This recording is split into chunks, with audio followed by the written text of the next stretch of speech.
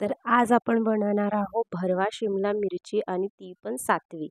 हो, जेव्हा आपण आपल्या घरी पूजा राहते तेव्हा आपल्याला प्रश्न पडतो की कोणती भाजी करायची। चला तर मग करूया आजच्या रेसिपीला सुरुवात। मी इथे घेतले आहे जिरा, 6 जिरा, धने, लाल मिर्च आणि सौंफ पावडर। याला आपण छान असं भाजून घेऊया। जे पण मेजरमेंट आहे ते मी लिहून दिलेले आहेत। आणि इथे मी घेतलेला आहे 1 टेबलस्पून तीळ, 1/4 कप शेंगदाणे तुम्ही तुमच्या इच्छेप्रमाणे वापरू शकता। आणि मी इथे थोडंसं खोबरं सुद्धा टाकून घेतलेलं आहे भाजायला, ते पण आपण यूज करूया। त्यानंतर आपलं सगळे जो मसाला आहे तो आपण बारीक करून घेऊया। मी पहिले अगोदर खोबरं बारीक करून घेतलं, त्यानंतर मी तीळ टाकलेला आहे आणि जो मसाला आपण भाजून घेतला होता धने, जिरं, लाल मिरचीचा, तो आपण टाकून पूर्ण बारीक करून झालेला आहे आपला मसाला बारीक। आता यामध्ये मी थोडंसं अद्रक टाकून परत मी बारीक करून घेते आहे, कारण आपण लसण वापरणार नाही आहोत या भाजीला, लसण कांदा। आणि दुसऱ्यांदा मी आता इथे शेंगदाणे बारीक करून घेते आहे। मी अगदी फाईन पेस्ट नाही करून घेतलेली आहे, थोडेसे असे दरदरे ठेवलेले आहेत की जेणेकरून आपल्या भाजीला खूप छान असा क्रिस्पीपणा येईल आहे। तुमची इच्छाप्रमाणे तुम्हाला जर बारीक करायचं असेल तर तुम्ही बारीक पण करू शकता।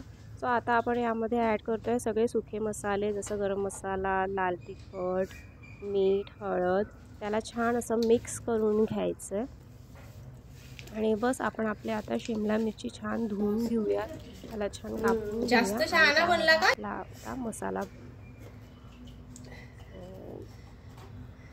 मला खूप आवडते शिमला मिरची साध्या मिरचीपेक्षा। माझा मुलगा इतक्यामध्ये साधी शिमला मिरची खायला बघतच नाही आहे। जर अशी मी करते तर तो मग थोडंसं रसा आणि थोडंसं लावून खातो आहे। मला ही भाजी करायला भरपूर आवडते, तुम्ही पण नक्की एकदा ही भाजी करून बघा। त्यानंतर आपण शिमला मिरचीमध्ये हे आपला जो मसाला आहे तो भरून घेऊयात। या प्रकारे मी हे जो मसाला आहे तो भरून घेतलेला आहे। चला तर मग आता आपण देऊया आपल्या भाजीला फोडणी। मी इथे घेतलेला आहे 2 चम्मच तेल, त्यामध्ये मी टाकून घेतलं आहे मोहरी, जिरं आणि आपल्या भाजी आपण मग इथे टाकून घेऊ।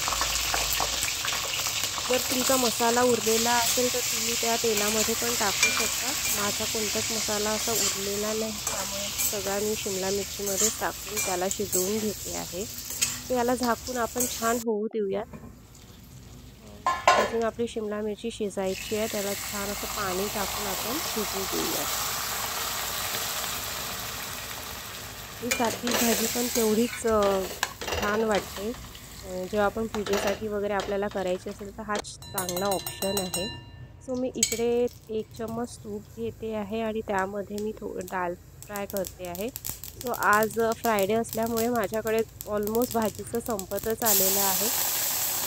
त्यामुळे मी यामध्ये खूप असं कमी सामान टाकते आहे। 1 टमाटर टाकून घेतले आणि बस मी त्याला फोडणी दिली आहे। आणि माझ्याकडे कोथिंबीर नसल्यामुळे मी काय करते आहे, 1 चम्मच मी तूप घेतले आहे, त्यामध्ये लाल मिर्च टाकल्या 1 ते 2 आणि त्यामध्ये ना आपण कसुरी मेथीचा तडका देऊ आपण याला। छान टेस्ट येतो वरणाला। अगदी साधं दाल फ्राय आहे, काहीच नाही आहे त्यामध्ये, पण जे कसुरी मेथीचा जो आपण तडका देतो त्यामुळे वरणाला छान असा टेस्ट येतो। तुम्ही पण एकदा हे नक्की करून बघा। झालीच आहे आपली भाजी ऑलमोस्ट। आता आपण थोडंसं याला रसा आटू देऊया आणि आपण करूया आपली प्लेटिंग। मी इथे घेतली आहे बघा शिमला मिरची आपली झालेली आणि किती छान दिसते आहे, वाटतच नाही की आपण यामध्ये लसण आणि कांदा वापरलेला नाही आहे म्हणून। चला तर मग झाली आहे आजची रेसिपी। आपण भेटूया नेक्स्ट व्लॉगमध्ये आणि तुम्ही ही रेसिपी नक्की करून बघा, छोटीशी आहे पण खूप छान आहे।